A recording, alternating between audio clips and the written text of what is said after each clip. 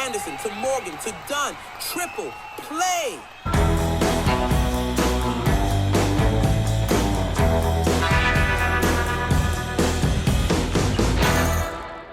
Hey friends, welcome back to another episode of the Youth Ministry Sherpas Coast to Coast podcast.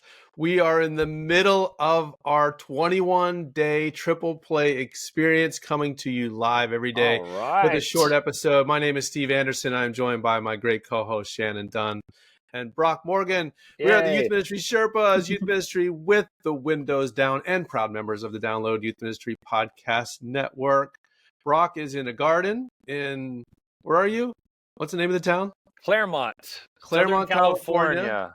Shannon's in, I think, is it your church office? You in your church office? In Malibu, California? That's right. Malibu. And I'm in my... Steve is in the future. He's at Christmas. I'm at the North Pole. I'm in my basement. Here in Frederick, Maryland. So anyway, today's question, every day for 21 days, we ask each other a question and get our top 3 responses to that question. Today, for day 13, this is the question. And Shannon, you're going to go first, right? Okay. So, okay. Top 3 things that make a great youth volunteer. Okay. There's so many. There's so many things. There's so many. Just fruits of the spirit, but yeah, yeah, good point. But it comes to mind is humility.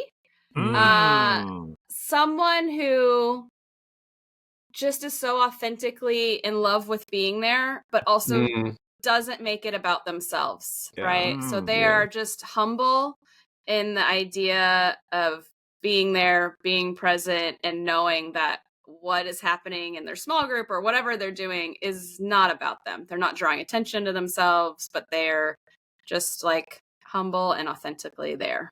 Yeah, that's so good. That's so good. You say that like you've had those leaders before, but maybe you've also had a few leaders who weren't. Totally. Who didn't possess those qualities. Totally. Yeah. I feel like I should just shout out a girl I'm thinking of, Parker Waters. Sure. She just crushed it that way. Parker. Good job, Parker. Come on, Parker. Yeah. Yeah. Love it. All right, Brock, what do you got? Okay, I'm going to say they are amazing at just being where kids are. They're highly invitational. They hang out with kids outside of youth group, outside of their small group time. They are there. And it doesn't mean they're not busy. They can be super busy, but they are like, hey, I have to run this errand. Billy, you want to come with me? Totally. And they're accomplishing 2 things at once. They're creative. They're proactive in spending time with kids outside of youth group. These make amazing leaders, and they become leaders that the kids go to. Yeah. Those kind of leaders, those small group leaders, their kids stop coming to me first. They go to them first. Totally. And those kind of leaders make the best leaders. That's good. That's good. I love that you said, like, they figured out creative ways to be with students. That is so key. That is so good. Yes. Yeah, it's an because we're also integration busy, right? of life. Yeah. We're also busy. Hey, I got to run to Home Depot. I'm doing a project on a Saturday. You want to help me? Like, they're invitational. Love it. Yeah, those are the people they're genuine youth volunteers. They're like genuinely into youth ministry. Like this is a huge part of their life. So they're making it a part of all of our life. That's so good. That's so good. I'm gonna change direction just ever so slightly. Just so slightly. Let's hear it. What makes a great youth leader, a quality that makes a great youth leader is longevity. Oh, yes. Longevity. Good, Steve. It's not always possible, and this is not judgment on people that hop in and out for a season, but when you have youth leaders who can give years of their life to it, they begin to absorb the culture that you've created, and they're part of building that culture and extending it to students. And so if you have leaders that have been with you in your ministry for years, there's a depth there to their wisdom and level of commitment that just somehow creates an amazing vibe around the student ministry. We have volunteers that have served anywhere from, new this year to 25 years. And oh, that's crazy awesome. I have one of our leaders this year. She's with junior girls.